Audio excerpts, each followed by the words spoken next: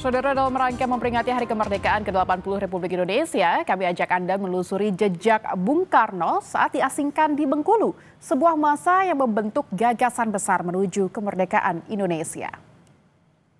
Tahun 1938, seorang tokoh besar bangsa pernah diasingkan di kota ini. Tapi justru dengan keterasingan itulah lahir gagasan-gagasan besar tentang kemerdekaan dan persatuan Indonesia.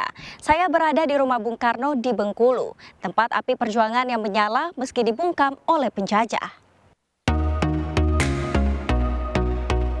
Rumah bergaya kolonial di Jalan Soekarno-Hatta, Kelurahan Anggut Atas, Kota Bengkulu, menjadi saksi masa pengasingan sang proklamator oleh kolonial Belanda di tahun 1938.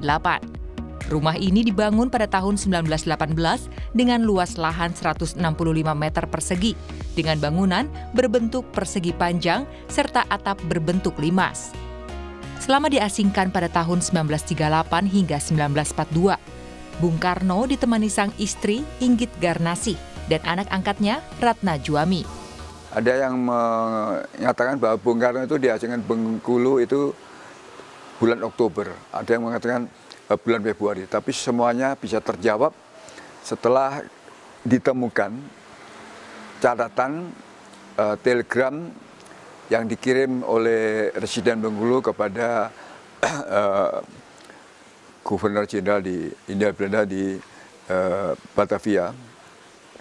Dan tanggal itu adalah sebagai laporan bahwa Bung Karno sudah tiba di Bengkulu pada tanggal 9 Mei 1938. Meski sedang diasingkan, Bung Karno banyak melakukan berbagai kegiatan seperti membuat grup teater yang diberi nama Monte Carlo, hingga aktif di organisasi keagamaan.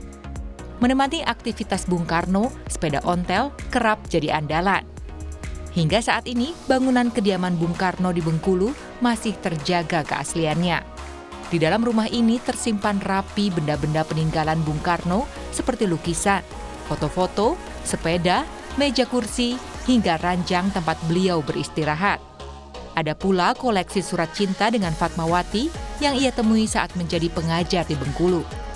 Tak hanya perjuangan, cinta pun tumbuh di masa pengasingan. Fatmawati, gadis Bengkulu, kelak menjadi ibu negara dan penjahit sangsaka merah putih. Tokoh Muhammadiyah yang disebut dengan Hasanuddin, ini tokoh yang luar biasa. Dia begitu melihat Bung Karno ada di Bengkulu, dia ingin berbincang-bincang dan sekaligus ingin menitipkan anaknya, Fatmawati. Akhirnya Fatmawati dibawa ke Anggut, kemudian dititipkan kepada Bung Karno agar bisa melanjutkan sekolahnya.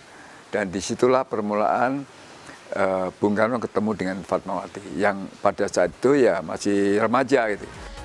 Rumah kediaman Bung Karno kini menjadi magnet wisata sejarah, membawa siapapun yang datang untuk mengenal kembali jejak perjuangan sang proklamator, sekaligus menumbuhkan rasa cinta tanah air.